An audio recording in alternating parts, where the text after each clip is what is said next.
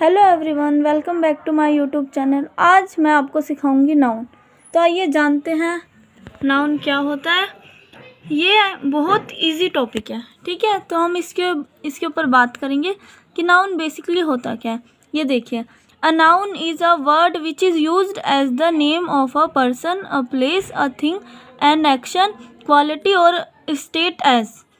ये नीचे देखिए इसकी हिंदी, किसी व्यक्ति, वस्तु, स्थान, गुण, कार्य या अवस्था को प्रकट करने वाले शब्दों को नाउन कहते हैं। समझ में आया।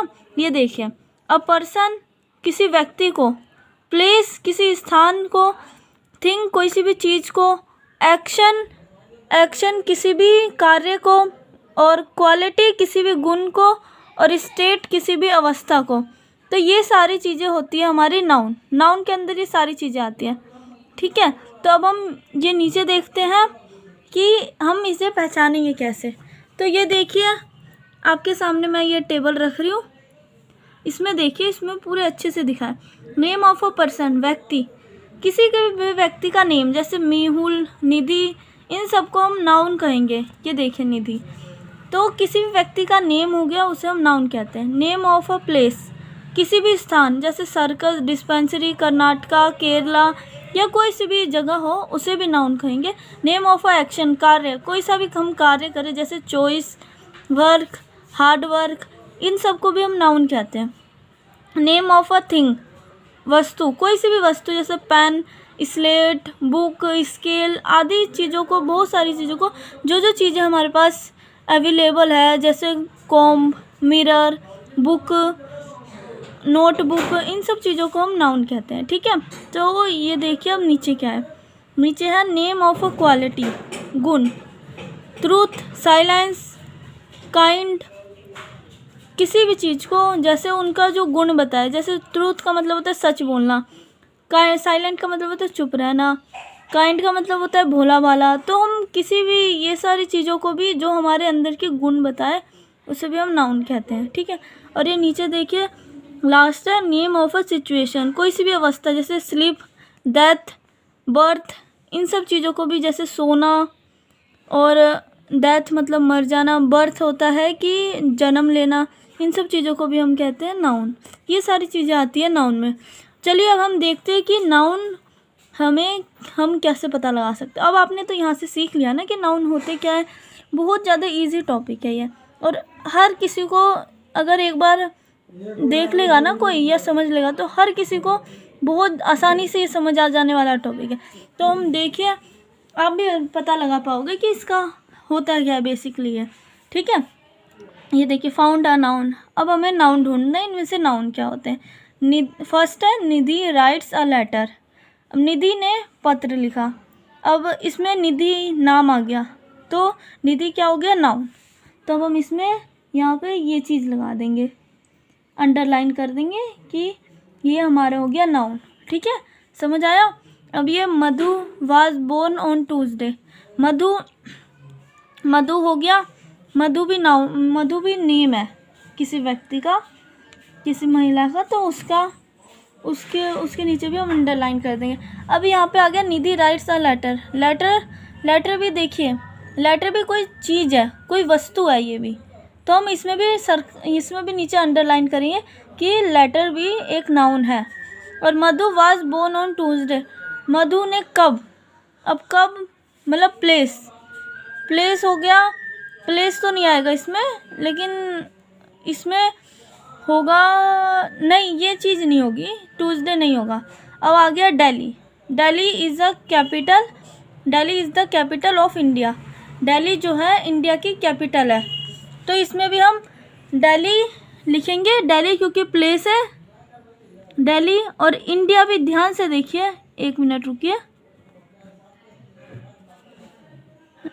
इंडिया भी ध्यान से देखिए, इंडिया भी कोई प्लेस है, तो इसमें भी हम अंडरलाइन करेंगे, क्योंकि इंडिया भी जो हो गया हमारा नाउन के अंदर आ गया।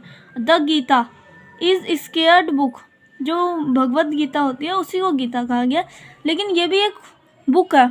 अब हमने पढ़ा था आगे, ये कोई भी वस्तु, पेन, स्लेट, बुक, वो क्या होती है, नाउन होती है। तो अब हम गीता में भी नाउन, गीता भी सर्कल करेंगे ना, और गीता एक बुक का नेम हो गया, तो नेम तो हो गया ये एक इंसान का, या फिर इंसान का भी नेम होता है, लेकिन बुक का भी नेम हो गया। और बुक के लिए भी हमने देखा था कि नाउन में आती है, तो हम बुक भी नाउन में, क्योंकि बुक भी एक वस्तु है, इसलिए हम इसमें भी अंडरलाइन करेंगे। अब इसमें boys plays in the field,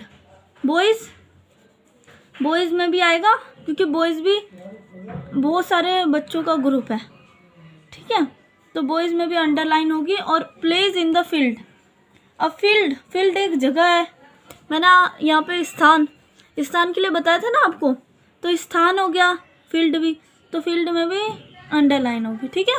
तो ये इतने शॉर्ट है, इतना आसान तरीके से ये नाउन हमें बहुत आसानी से आप सीख सकते हो अगर सीखना चाहो तो, क्योंकि इसमें सिर्फ नॉर्मल सी चीज़ें बताई जाती है।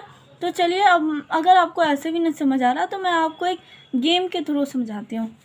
अच्छा, तो ये देखिए, ये होता है नाउन लर्निंग गेम। नाउन को हम कैसे याद करें उसका गेम है ये। हम जैसे ग्रुप बना लेते हैं, हम 2 जनों का, चाहे कितने भी जन इसमें खेल सकते हैं, जैसे 1 2 3 4 बच्चे खेल रहे हैं, ठीक है।